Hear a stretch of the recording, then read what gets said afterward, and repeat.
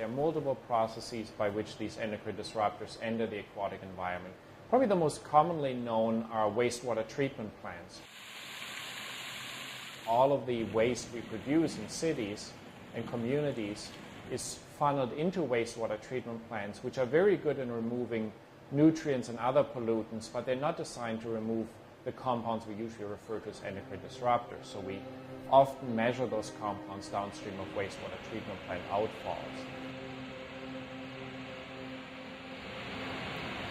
Another source of many endocrine disrupting compounds in the aquatic environment are feedlots, sometimes landfills, or runoff from fields and agricultural areas. Those also contain many endocrine disruptors. A major proportion of what is still polluting our riverways is coming from non-point sources, runoff from agricultural fields all over the country, but particularly along the Mississippi River and what's draining into the Mississippi and what's draining into the James River, I guess, in North Carolina, where the hog farms are just polluting all of the estuaries and everything else. So we still accept this. And we don't have the rules in place for non-point sources that we put in place through the Clean Water Act for somebody who had a pipe coming out of their factory, which we can enforce. But runoff off of waste lagoons from farms and just fertilizer runoff, dead zone at the end of the Mississippi as a result, we're still dealing with it. We have the most complicated chemical soup going in the river that's ever been invented. So everything that we do, everything that we have, everything that we put in our yards, everything that we flush in our toilets is headed for the river. Pretty much the world has been perturbed by human activity.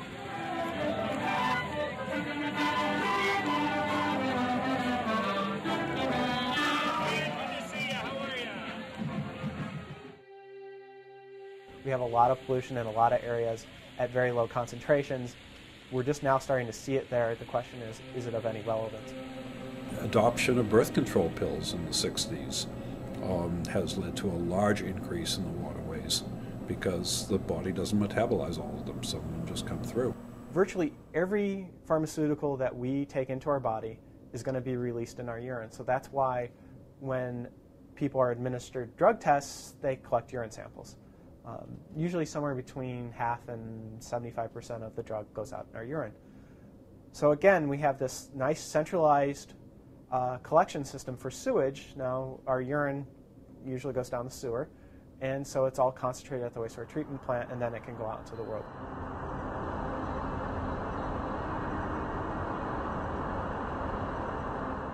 Hormones are not necessarily pharmaceuticals. Those are often naturally produced from our bodies, so I'm going to release my set of hormones every day, and I'm not currently taking any pharmaceutical compounds at all.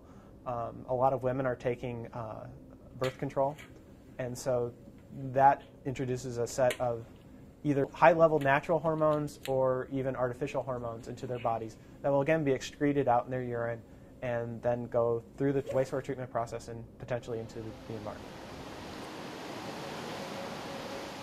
And of course, the important part is that downstream of water treatment plants is the next intake for the next town down the river's drinking water plant. Well, bacteria and viruses we get rid of by chlorinating them. So we don't filter them out, but we kill them. They may still come in your water, but they're dead and they're harmless. We can't say the same about these chemicals and the chemical disruptors because they come through and we don't do anything about them. They're not live.